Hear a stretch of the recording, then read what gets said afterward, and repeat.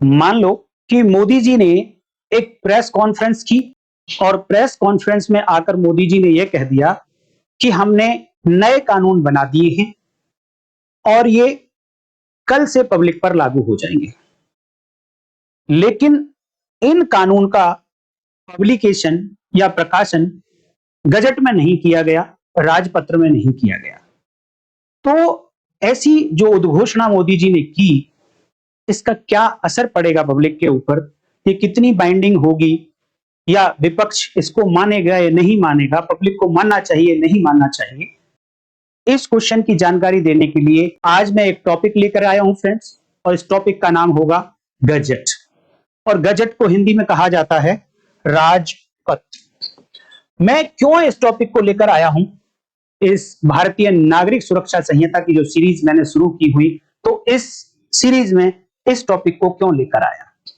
देखिए, जब आप ना कि भारतीय नागरिक सुरक्षा संहिता पढ़ेंगे, बल्कि आप कोई भी कानून पढ़िए, कोई भी आप लीगल डॉक्यूमेंट पढ़िए, सभी में आपको कहीं ना कहीं ये गजट वर्ड आपको दिखाई दे जाएगा, कहीं ना कहीं नोटिफिकेशन आपको दिखाई दे जाएगा। और इनका मीनिंग अगर आप ठीक से नहीं जानते हैं, तो आप ये देखिए कि कानून को अच्छे से समझने में और उसका इंप्लीमेंटेशन करने में कहीं ना कहीं आप लोगों से गलती हो जाएगी। चैप्टर नंबर 14 बीएनएसएस को आगे बढ़ाएं, उससे पहले मैं छोटी छोटी 2-3 जानकारियां देना चाहूंगा, जिसके आधार पर वो चैप्टर 14 ऑफ बीएनएसएस बहुत अच्छे से समझ आएगा। और आम पब्लिक को भी ये जरूर समझना चाहिए, क्योंकि गजट के साथ हमारा सभी का, सरकार का, पब्लिक का, विपक्ष का, सबका डायरेक्ट रिलेशन है। और इसे आप समझेंगे तो बहुत सारी बातें आपको क्लियर हो जाएंगी फ्यूचर में, कि आपको कानून कितना मानना है, कितना नहीं मानना है, कब मानना है। तो देखिए, आज की वीडियो में हम बात करेंगे कि ये गजट होता क्या है, क्यों इसकी जरूरत पड़ती है, इसका जो मीनिंग है ये क्या होगा, रोल क्या होता है गजट का, इसका सिग्निफिकेंस क्या होगा, इसका महत्व क्या होगा, और कितने टाइप का गजट होता है, कितने टाइप का प्रकार का राजपत्र होता है, इसके बारे में हम लोग चर्चा करेंगे। अगर मैं भारतीय नागरिक सुरक्षा संहिता की ही बात करूं, बाकी सारे कानून आप छोड़ दीजिए, तो आप देखना वहां पर पूरे भारतीय नागरिक सुरक्षा संहिता में 9 बार, 9 टाइम्स इस गजट वर्ड का यूज हुआ है। और अगर आपको ये गजट वर्ड का मीनिंग नहीं पता होगा कि जब जब कानून में, किसी लीगल डॉक्यूमेंट में गजट वर्ड यूज होगा तो उसका मीनिंग क्या निकालेंगे, तो आपसे कहीं ना कहीं मिस्टेक हो जाएगी। 9 बार में से मैं केवल एक सेक्शन बताना चाहूंगा, सेक्शन है 1 और उसकी सबसेक्शन 3 बीएनएसएस ये कहती है, और ये बात करती है कि ये जो बीएनएसएस नया कानून बना, भारतीय नागरिक सुरक्षा संहिता, ये कब से इंप्लीमेंट होगा, ये कब से पिक्चर में आएगा। तो इस सब सेक्शन में लिखा गया, इट का मतलब BNSS shall come into force on such date as the central government may appoint। Subsection 3 ने कहा कि ये भारतीय नागरिक सुरक्षा संहिता उस डेट से लागू होगा जो डेट सेंट्रल गवर्नमेंट अपॉइंट करेगी। लेकिन यहां के जो आगे के वर्ड्स हैं वो इंपॉर्टेंट हैं। कैसे अपॉइंट करेगी? By notification in official gazette. ये जो लाइन है ये इंपॉर्टेंट है कि एक डेट तो अपॉइंट की, लेकिन कहां अपॉइंट करेंगे वो, उसके लिए एक नोटिफिकेशन करेंगे। और नोटिफिकेशन का मतलब है कि एक ऑर्डर होगा, उसमें कुछ आदेश लिखे होंगे, उसको एक नोटिफिकेशन कहा जाएगा। और वो नोटिफिकेशन कहां पब्लिश होगा? ऑफिशियल गजट में। अगर ये ऑफिशियल गजट में पब्लिश नहीं हुआ तो फिर shall not come into force, shall not come into force। इसका मतलब फिर इसका कोई असर एज ए कानून पब्लिक पर नहीं होगा। ऑफिशियल गजट होता क्या है, कब मानेंगे कि ये नोटिफिकेशन ऑफिशियली गजट में पब्लिश कर दिया गया है, ये आपको जब समझ आएगा जब आप ये ऑफिशियल गजट को समझ लेंगे। और दूसरा, ये नोटिफिकेशन समझ लेंगे कि वो नोटिफिकेशन होना चाहिए और ऑफिशियल गजट में होना चाहिए, तब ये कानून पिक्चर में आएगा, अन्यथा ये कानून पिक्चर में ही नहीं आएगा। माननीय राष्ट्रपति महोदय ने मान लो बिल पर साइन कर दिए, अब वो एक्ट बन गया, अधिनियम बन गया, लेकिन अभी तक नोटिफिकेशन नहीं किया गया ऑफिशियल गजट में, राजपत्र में, तो इसका मतलब कानून अधिनियम बनने के बावजूद भी अभी तक पब्लिक पर लागू नहीं होगा। ऐसी बात कही गई सबसेक्शन 3 में। तो सबसेक्शन 3 में जो वर्ड यूज हुए नोटिफिकेशन, उसका मीनिंग क्या है? तो देखिए, क्योंकि ये भारतीय नागरिक सुरक्षा संहिता में नोटिफिकेशन वर्ड यूज हुआ सबसेक्शन 3 ऑफ सेक्शन 1 बीएनएसएस में, तो इसका मीनिंग हमें भारतीय नागरिक सुरक्षा संहिता में ही देखना पड़ेगा। तो सेक्शन 2 देखिए, उसकी सबसेक्शन 1 और उसकी क्लॉज पी फॉर पापा, उसमें कहा गया नोटिफिकेशन मीन्स, नोटिफिकेशन का जो अर्थ होगा वो होगा a notification published in the official gazette. तो देखने से तो ऐसा लग रहा है कि कुछ भी डेफिनेशन नहीं बताई, इन्होंने तो सिंपल कह दिया कि यहां जो नोटिफिकेशन वर्ड यूज हुआ है इसका मीनिंग ऐसे नोटिफिकेशन से है जिसको ऑफिशियल गजट में, राजपत्र, शासकीय राजपत्र में प्रकाशित कर दिया गया हो, उस नोटिफिकेशन को ही सबसेक्शन 3 ऑफ सेक्शन 1 बीएनएसएस का नोटिफिकेशन माना जाए। तो नोटिफिकेशन के बारे में तो बात क्लियर हुई। अब क्वेश्चन आता है किसको कहेंगे ऑफिशियल गजट? तो तभी तो आप समझ पाएंगे कि ये कानून लागू हो गया है। तो ऑफिशियल गजट का मीनिंग अगर आपको देखना है तो आप देखिए जनरल क्लॉजेस एक्ट 1897 का जनरल क्लॉजेस एक्ट है, और इसकी सेक्शन 3 और उसकी क्लॉज 39 जब आप वहां पढ़ेंगे तो डेफिनेशन दी गई ऑफिशियल गजट और गजट मींस, दोनों का मीनिंग बताया, ऑफिशियल गजट और gazette means the gazette of India और official gazette of a state.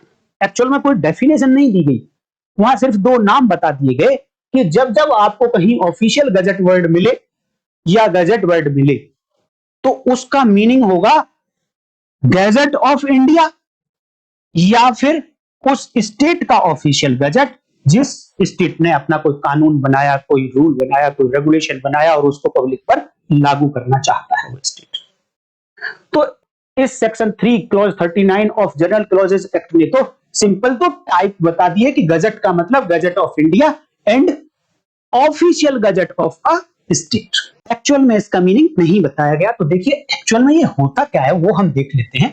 Actual में it is a legal notice board, ये एक लीगल नोटिस बोर्ड है। It is a authorised notice board, it is a official notice board. और किसका? Government का। ये government का बोर्ड है, नोटिस बोर्ड है। जिस तरीके से आपने देखा होगा ऑफिस में, स्कूल्स में एक नोटिस बोर्ड होता है और वहां पर कोई इंफॉर्मेशन अगर पब्लिक को, स्कूल को, बच्चों को, उस ऑफिस में काम करने वाले एम्प्लॉइज को देनी होती है तो उस नोटिस बोर्ड पर एक इंफॉर्मेशन लिख दी जाती है या हार्ड कॉपी पर लिखकर चिपका दी जाती है। इसी तरीके का एक ये बोर्ड है जो गवर्नमेंट का है, और ये बोर्ड पब्लिक को एक्सेसिबल है, पब्लिक यहां पर पहुंच सकती है और इस बोर्ड को देख सकती है। और इस बोर्ड पर जो इंफॉर्मेशन लिख दी गई तो कहा जाएगा कि वो इंफॉर्मेशन ऑफिशियल गजट में पब्लिश हो गई है और अब उसका एक लीगल अथॉरिटी होगी। और अगर कोई इंफॉर्मेशन बनाकर, कोई ऑर्डर बनाकर, कोई कानून बनाकर ऑफिस में रख लिया गया है बट उस नोटिस बोर्ड पर, उस ऑफिशियल गजट में पब्लिश नहीं किया गया है तो उसकी कोई अथॉरिटी अभी तक पब्लिक पर नहीं होती है। और एक तरीके का ये अगर आप देखें तो ये एक न्यूज़पेपर है जो गवर्नमेंट द्वारा पब्लिश किया जा रहा है। और क्यों पब्लिश किया जा रहा है? न्यूज़पेपर से क्या बताना चाहते हैं न्यूज़पेपर पब्लिशर्स? कि वो इंफॉर्मेशन देना चाहते हैं पब्लिक को कि ये सब कुछ हो रहा है। इसी तरीके से गवर्नमेंट भी बताना चाहती है ऑफिशियल गजट के थ्रू कि हमने ऐसा कानून बना दिया है, हमने ऐसा ऑर्डर दे दिया है, हमने ये रूल बना दिया है और आपको ये इस तरीके से फॉलो करना होगा। और अगर आपने कहीं उल्लंघन किया इन कानूनों का, नियमों का, विनियमों का, तो आपके खिलाफ क्या कार्रवाई होगी वो सब यहां पर बता दी जाती है। तो एक्चुअल में ये एक नोटिस बोर्ड की तरह है, न्यूज़पेपर की तरह है, बट वो न्यूज़पेपर है गवर्नमेंट का। देखिए इसका ओरिजिन कहां से हुआ? इसका ओरिजिन हुआ है एक इटालियन वर्ड है गैजेटा। गैजेटा एक इटालियन वर्ड है और ये क्या था, उस काफी पुराने समय में इट वाज अ कॉइन जिसको यूज किया जाता था न्यूज़पेपर बाय करने के लिए। न्यूज़पेपर समाचार पत्र खरीदने के लिए इस कॉइन को यूज किया जाता था। इस कॉइन का नाम होता था गैजेटा। और धीरे धीरे धीरे धीरे धीरे धीरे इस न्यूज़पेपर को गैजेट कहने लग गए और गैजेट में ही वो गवर्नमेंट अपनी सारी इंफॉर्मेशन पब्लिश करती है। तो कहीं ना कहीं जस्ट लाइक एक न्यूज़पेपर ही गैजेट होता है। अब ये बात तो हुई कि चलो जी, ये एक नोटिस बोर्ड है, लीगल बोर्ड है, न्यूज़पेपर है और ऑफिशियल बोर्ड है, लेकिन ये मिलता कहां है? एक आम पब्लिक ये चाहे कि मुझे देखना है कि मेरे ऊपर क्या क्या कानून लागू होते हैं, तो ये कानून मिलेंगे कहां इकट्ठे? आपको गवर्नमेंट की ये ड्यूटी होती है कि वो जब एक पब्लिकेशन कर रही है किसी गजेट में अपनी इंफॉर्मेशन का, तो वो इंफॉर्मेशन पब्लिक को अवेलेबल कराई जाए। तो अभी तो चलो डिजिटल हो गया जमाना, तो जब ये जमाना डिजिटल नहीं था तो गवर्नमेंट ने अलग अलग जगह पर अपने सेल्स सेंटर खोले हुए थे। वहां से जाकर कोई भी पर्सन गजेट, एक पर्टिकुलर गजेट ले सकता था। गजेट कितने टाइप के होते हैं वो भी मैं आपको बताऊंगा। तो देखिए कहां से मिलेगा, कहां है ये नोटिस बोर्ड और इसको कैसे चेक किया जाएगा। तो देखिए एक डिपार्टमेंट है और इस डिपार्टमेंट का नाम होता है पब्लिकेशन डिपार्टमेंट, प्रकाशन विभाग। और ये प्रकाशन विभाग कहां काम करता है, कौन सी मिनिस्ट्री के अंडर काम करता है? Ministry of housing and urban affairs. और देखिए ये पब्लिकेशन डिपार्टमेंट जो पिक्चर में आया है, ये आया है 5 फरवरी 1973 को। 5 फरवरी 1973 को ये पब्लिकेशन डिपार्टमेंट पिक्चर में आया था। तो इससे पहले क्या पब्लिकेशन नहीं होते थे? बिल्कुल होते थे, लेकिन डिपार्टमेंट का नाम था प्रिंटिंग एंड स्टेशनरी डिपार्टमेंट। 1973 से पहले प्रिंटिंग एंड स्टेशनरी डिपार्टमेंट होता था और वही सारे नोटिफिकेशंस, ऑर्डर्स, लॉज, रूल्स, इनको पब्लिकेशन करता था गजेट में। लेकिन अब ये डिपार्टमेंट 3 पार्ट में बट गया, जिनमें से एक पब्लिकेशन डिपार्टमेंट भी है। देखिए क्यों जरूरत पड़ी इस डिपार्टमेंट की गवर्नमेंट को। गवर्नमेंट जो भी ऑर्डर्स देती है, जो भी कानून बनाती है, वो पब्लिक के ऊपर बाइंडिंग होते हैं और पब्लिक ने उनको फॉलो नहीं किया तो पब्लिक को उसके परिणाम भी भुगतने पड़ेंगे, कंसीक्वेंसेस झेलने पड़ेंगे उसके। तो गवर्नमेंट की ड्यूटी है कि वो अपनी सारी इंफॉर्मेशन पब्लिक तक पहुंचाए और एक ऑथराइज तरीके से पहुंचाए कि जिससे कि पब्लिक विश्वास कर सके कि हाँ, ये बिल्कुल गवर्नमेंट की ही इंफॉर्मेशन है। अब देखिए राजपत्र कितने टाइप के होते हैं। राजपत्र 2 टाइप के होते हैं, 2 types of gadgets. Number 1 ordinary gadget, number 2 extra ordinary gadget. दोनों गैजेट में क्या डिफरेंस है, मैं ये आपको एक टेबल बनाकर समझाने की कोशिश करता हूं। देखिए पहले मैं ब्रीफ बता दूं कि ऑर्डिनरी गैजेट का मतलब है कि वीकली, हफ्ते में गवर्नमेंट क्या करती है, सारे नोटिफिकेशन, सारे ऑर्डर्स, रूल, रेगुलेशन जो भी ऑर्डिनरी वो समझती है, रूटीन में पब्लिश करना चाहती है, उनको इकट्ठा कर लेती है और हफ्ते में एक दिन उनको पब्लिश कर देती है गैजेट में। लेकिन एक्स्ट्रा ऑर्डिनरी क्या होता है? एक्स्ट्रा ऑर्डिनरी ऐसे नोटिफिकेशंस, ऐसे ऑर्डर्स, ऐसी इंफॉर्मेशन होती है जिनकी अचानक से जरूरत पड़ती है, अर्जेंट बेसिस पे जरूरत पड़ती है, तो उनको एक्स्ट्रा ऑर्डिनरी गैजेट में नोटिफिकेशन किया जाता है, एक्स्ट्रा ऑर्डिनरी गैजेट में उनका पब्लिकेशन किया जाता है, इसलिए इनको एक्स्ट्रा ऑर्डिनरी गैजेट बोल दिया जाता है। इसका कंपैरिजन मैं आपको एक टेबल के थ्रू करके दिखाऊंगा। इस पहले कॉलम में मैंने हेडिंग्स लिए हैं किनके आधार पे डिफरेंशिएट करेंगे, और दूसरे कॉलम में ऑर्डिनरी गैजेट है और तीसरे कॉलम में एक्स्ट्रा ऑर्डिनरी गैजेट है।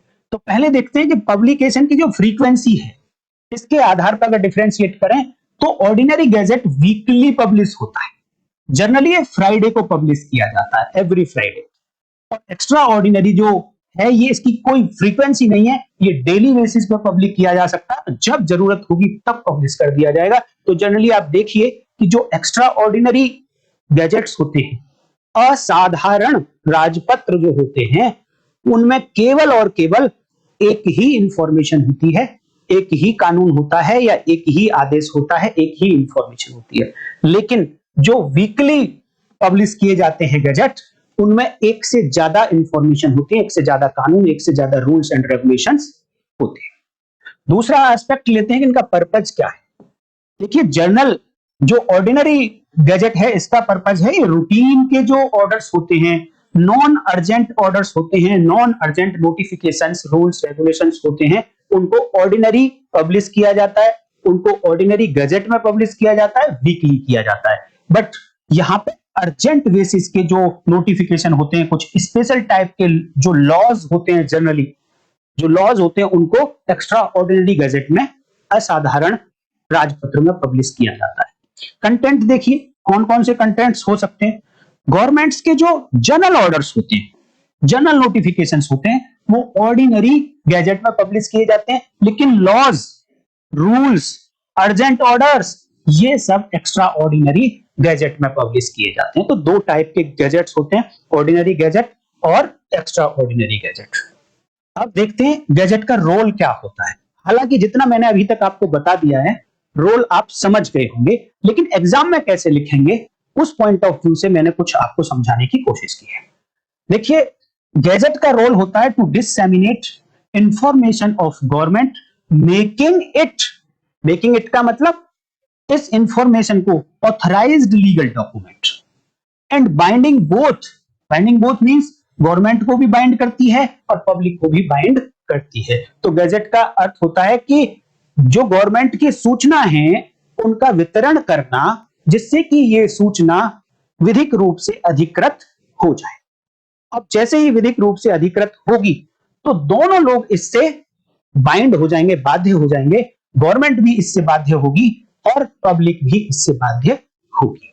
अब उस क्वेश्चन का जवाब ले लीजिए। वैसे तो आप समझ गए होंगे जो मैंने शुरू में किया था कि मोदी जी ने अगर प्रेस कॉन्फ्रेंस में आके कह दिया कि हमने ये कानून लागू कर दिए हैं, बट ऑफिशियल गजट में उनका पब्लिकेशन नहीं किया है, तो क्या विपक्ष वाले शोर नहीं मचाएंगे, हम तो नहीं मानते इस कानून को?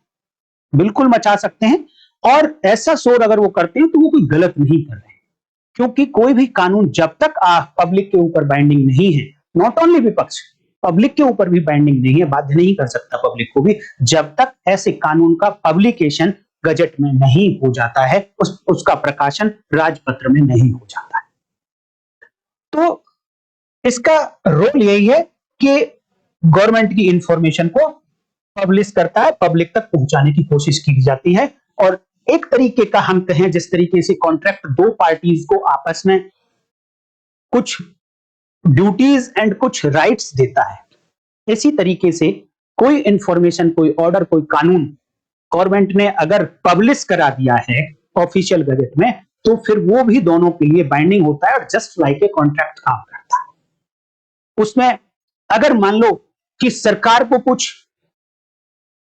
के ऊपर कुछ ड्यूटीज लगाई गई थी और सरकार ने वो ड्यूटीज पूरी नहीं की, तो पब्लिक को राइट मिल जाता है कि वो कोर्ट को अप्रोच करें अगेंस्ट सरकार। और अगर उस लॉ ने, जो ऑफिशियल गजट में पब्लिश कर दिया गया था, उसने पब्लिक के ऊपर कुछ ड्यूटीज लगाई और पब्लिक ने वो ड्यूटीज पूरी नहीं की, तो गवर्नमेंट अप्रोच करती है कोर्ट को कि उन ड्यूटीज को पूरा कराया जाए। तो ये एक बाइंडिंग इफेक्ट है after publication of that information, laws, rules, regulations in official gazette. और दूसरा और कंटेंट आप अगर लिखना चाहते हैं आंसर में, तो it is a medium for publication and make accessible public क्या क्या, लॉज को, रूल्स को, रेगुलेशंस को, अदर गवर्नमेंट्स के जो ऑर्डर होंगे उनको पब्लिश करने का, पब्लिक तक पहुंचाने का ये एक मीडियम है ऑफिशियल गजट। ये भी लाइन आप अपने आंसर में लिख सकते हैं। Official gazette is to ensure legal transparency और पब्लिक एक्सेस। और देखिए और क्या पब्लिश करता है ये ऑफिशियल गजट, ये नोटिफिकेशन ऑफ अपॉइंटमेंट्स। कुछ ऑफिसर्स के अपॉइंटमेंट्स होते हैं जिनको इस गैजेट में पब्लिश किया जाता है, स्पेशली गैजेटेड ऑफिसर्स का पब्लिकेशन किया जाता है। जब ऑफिशियल गजट में पब्लिकेशन हो जाएगा तभी उनको प्रेसिडेंट ऑफ इंडिया से अथॉरिटी मिलती है। अब देखिए दो टाइप, तो जब गैजेट ऑफ इंडिया होगा तो इट मींस वो सेंट्रल गवर्नमेंट का गजट है, और अगर ऑफिशियल गजट यूज हो रहा है तो वो एक स्टेट के लिए यूज होता है, official gazette of a state. तो दूसरा क्लासिफिकेशन ये भी आप देख सकते हैं। अब एक इंपॉर्टेंट इंफॉर्मेशन मैं आपको बताने जा रहा हूं कि सन 2008 से हमारी गवर्नमेंट्स ने इलेक्ट्रॉनिक पब्लिकेशन स्टार्ट कर दिया था, बट इलेक्ट्रॉनिक पब्लिकेशन के साथ साथ फिजिकल प्रिंटिंग भी हो रही थी पब्लिकेशन के लिए। लेकिन 1 अक्टूबर 2015 से हमारी गवर्नमेंट ने फिजिकल प्रिंटिंग को रोक दिया है। Physical printing has been dispensed with. Now only electronic publication is being done. आज की डेट में केवल और केवल इलेक्ट्रॉनिक पब्लिकेशन होता है। अब कोई ऑफिशियल गजट हार्ड कॉपी में नहीं मिलेगा। इसका मतलब यह है कि कोई डिपार्टमेंट अपने ऑर्डर का पब्लिकेशन कराना चाहता है इन ऑफिशियल गजट, तो वो उस ऑर्डर की हार्ड कॉपी पब्लिकेशन डिपार्टमेंट को भेजेगा, लेकिन सॉफ्ट कॉपी में भेजेगा। हार्ड कॉपी बनी है इस ऑर्डर की, ऑथराइज पर्सन के साइन हुए हैं, लेकिन अब ये हार्ड कॉपी पब्लिकेशन डिपार्टमेंट को जो भेजी जाएगी वो डिजिटल फॉर्म में भेजी जाएगी और डिजिटल सिग्नेचर के साथ भेजी। कोई ईमेल से नहीं भेजी जा सकती है, हार्ड कॉपी नहीं भेजी जा सकती है, या कोई और दूसरा मीन्स यूज नहीं किया जाएगा। केवल डिजिटल साइन करके ही इस ऑर्डर को, इस इंफॉर्मेशन को for the purpose of publication publication department को भेजा जाएगा। और केवल अब ये पब्लिकेशन इलेक्ट्रॉनिक फॉर्म में ही होगा। और 1 अक्टूबर 2015 से physical printing of publication in official gazette बंद हो। अब क्वेश्चन आएगा कि आप इसको देखोगे कैसे, आप किस तरीके से, कहां पर जाकर ये सारे नोटिफिकेशंस, लॉज, रूल्स, रेगुलेशन देख पाए। तो एक तो मैंने बताया था कि पब्लिकेशन डिपार्टमेंट है, सारे के सारे नोटिफिकेशन जो ऑफिशियल गजट में होते हैं वो इस डिपार्टमेंट की वेबसाइट पे आपको मिल जाए। ई गैजेट के नाम से ई गैजेट होम या ई गैजेट पोर्टल है, जहां पर जाकर आप चाहें तो ये सारे नोटिफिकेशन, गैजेट नोटिफिकेशन आप वहां पर जाकर चेक कर सकते हैं। 2008 से इलेक्ट्रॉनिक फॉर्म में पब्लिकेशन होना, इसका मतलब ये नहीं है कि केवल और केवल 2008 और उसके बाद के नोटिफिकेशन ही आपको वहां पर मिलेंगे। नहीं, इन्होंने डिजिटलाइजेशन कर दिया है पहले वालों का भी। आपको पुराने नोटिफिकेशन भी डिजिटल फॉर्म में अब मिल सकते हैं और वो हार्ड कॉपी में भी अवेलेबल है। लेकिन अक्टूबर 2015 से कोई हार्ड कॉपी में आपको पब्लिकेशन नहीं मिलेगा उस नोटिफिकेशन का। हार्ड कॉपी पर्टिकुलर डिपार्टमेंट के पास मिल सकती है, लेकिन पब्लिकेशन डिपार्टमेंट के पास उसकी हार्ड कॉपी नहीं मिलेगी। जल्दी से एक बारी हम सिग्निफिकेंस और देख लेते हैं कि गजट नोटिफिकेशन का, ऑफिशियल गजट का कितना सिग्निफिकेंस है। देखिए, पब्लिकेशन इन ऑफिशियल गजट हर एक आदमी को, चाहे वो पब्लिक है चाहे वो गवर्नमेंट है, उनको इक्वली रेस्पॉन्सिबल बनाता है। बिफोर पब्लिकेशन कोई रेस्पॉन्सिबल नहीं है उसके लिए, बट पब्लिकेशन जैसे ही हुआ तो अब गवर्नमेंट सही चाहे वो पब्लिक सही, वो दोनों की दोनों इक्वली रेस्पॉन्सिबल हैं। और मैंने पहले ही बता दिया कि पब्लिक गवर्नमेंट के अगेंस्ट कोर्ट जा सकती है, गवर्नमेंट पब्लिक के अगेंस्ट कोर्ट जा सकती है। तो ये बहुत सारे सिग्निफिकेंस पहले ही मैं ऑलरेडी बता चुका हूं। आप जब भी वेबसाइट पे जाके देखना, जब भी आप कोई नोटिफिकेशन देखना चाहते हैं कि इसका पब्लिकेशन हुआ है या नहीं हुआ ऑफिशियल गजट में, और वो इसलिए देखना चाहेंगे कि ये बात जो कही जा रही है, जो न्यूज में चल रही है, क्या ये आपके ऊपर एप्लीकेबल होती है।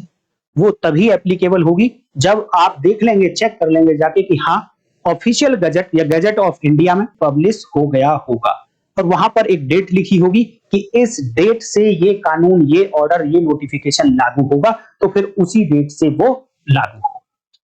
ये गजट नोटिफिकेशन मैंने इसलिए पढ़ाया आपको कि अब मैं चैप्टर नंबर 14 बीएनएसएस शुरू करने जा रहा हूं, जहां पर ज्यूरिसडिक्शन ऑफ क्रिमिनल कोर्ट समझाया जाएगा।